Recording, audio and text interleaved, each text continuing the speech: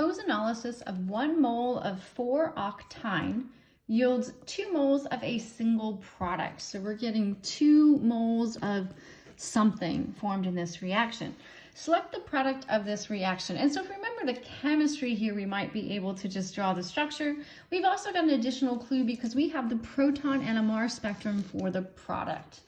And so the first thing that stands out to me when looking at this proton NMR is this signal here. It is so far away from 0, so far away from those other signals.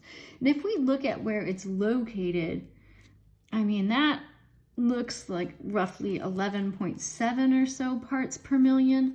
That is really indicative of a carboxylic acid. So this really looks like a carboxylic acid proton having that high of a chemical shift.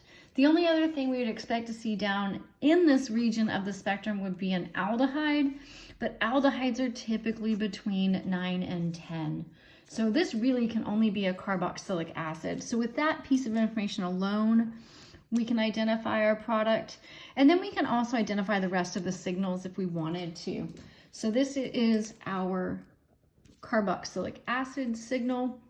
And then we have 3 more signals. And that's what we would expect to see for this molecule. We expect to see one signal, another signal for these hydrogens, and another signal for these end hydrogens.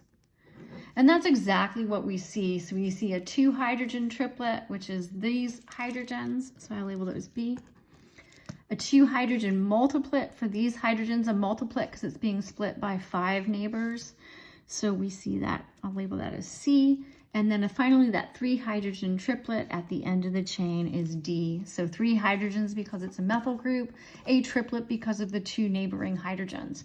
And so we're seeing a pattern where this chemical shift value is decreasing as you get farther away from that electron withdrawing group.